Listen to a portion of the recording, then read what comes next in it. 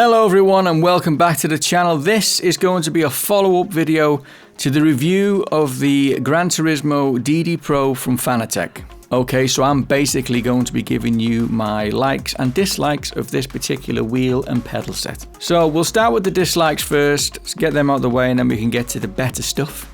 And the first thing I'm going to start moaning about is the fact that the transfers on the buttons of the wheel have already started to fade through use. Now, I've only had this wheel for about a month, if that.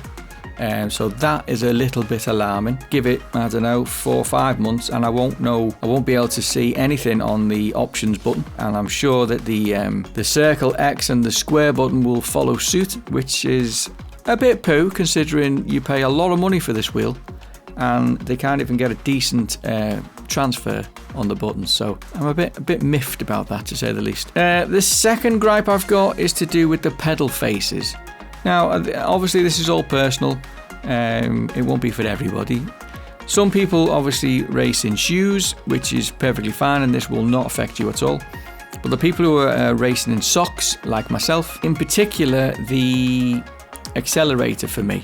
So I tend to use my accelerator on the sort of right corner of my foot, and because of the big F in the pedal that stands for Fanatec, it tends to, after a few hours of racing, my foot is feeling it and it starts to dig in a bit, which sounds a bit odd considering most of it's quite flat, but the F in it can be quite, you know, it can be very uncomfortable after a while, and I tend to start then push on the corner of the actual pedal itself, which, you know, also starts to be uncomfortable at some point. So I'd prefer if they did sort of like a flat pedal face instead of the plastic ones that it comes with, instead of wanting us to buy extras to solve this particular issue.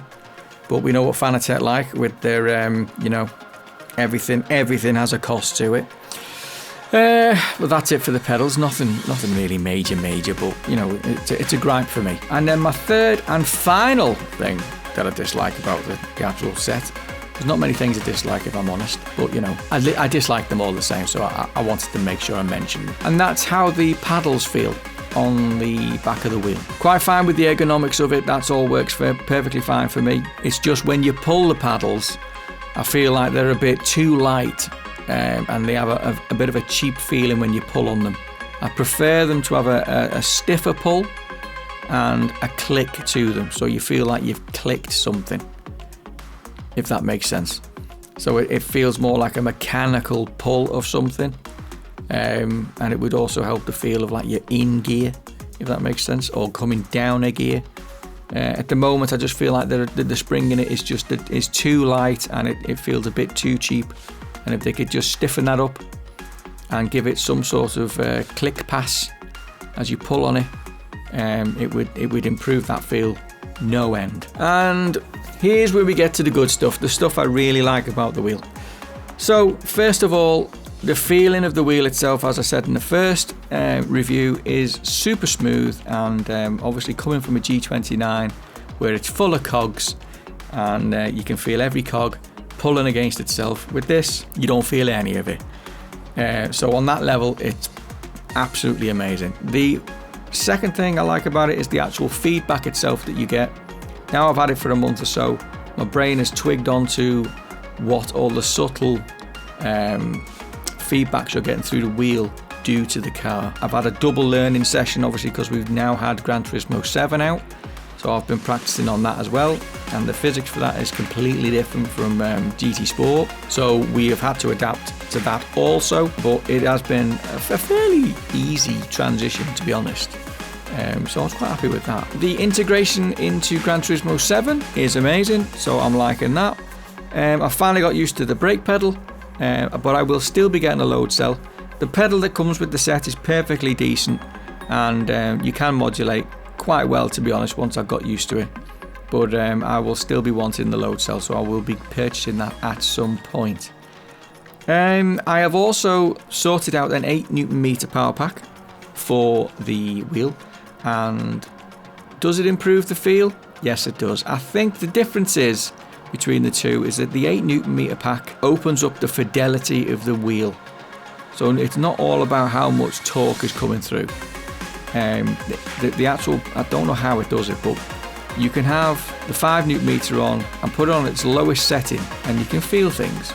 And then you put on the 8 Nm on the lowest setting and you can just feel more things. It's not that it's heavier. Obviously you can set it heavy and it gets bloody heavy, but in a good way. You can still turn it and it's manageable, and you know, if you do, I don't know, 5 or 6 races with it, you'll have a sweat on and your wrists will start to hurt after a while due to the massive grip you've got on the steering wheel, and especially in Gran Turismo 7 where it seems to be a bit oversteery, so you're doing a lot of counter steering from you know, like with reactions of a cat. So on that basis, yeah, it's I would recommend getting a boost kit for this wheel.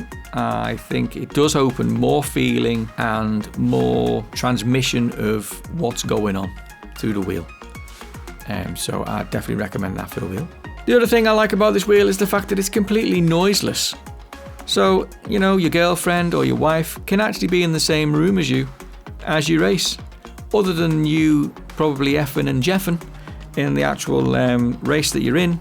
If you're a silent racer, then this will aid you absolutely 100% because it makes zero noises. Maybe the pedals make a noise when you know, throwing the throttle down hard. It does make a bit of a clunk, but you know, nothing major.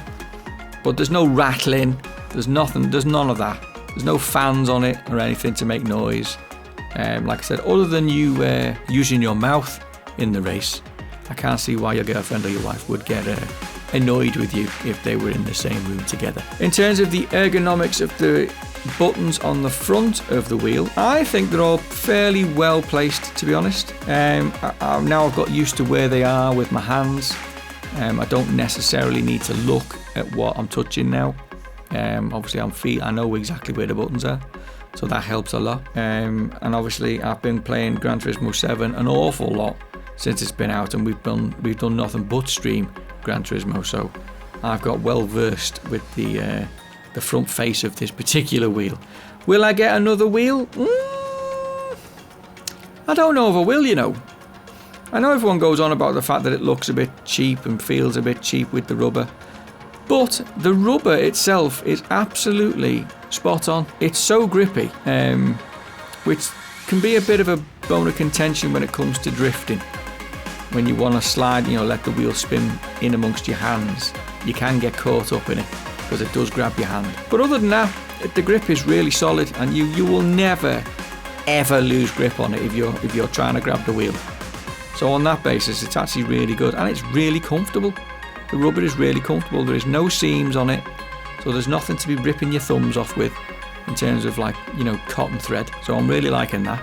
So my final review of this wheel, now I've had it for a month, is I still absolutely love it. In terms of whether you should upgrade from a G29 to this, and I'll stand by what I said in the first video, is if you can afford it and you love your racing, absolutely buy this wheel.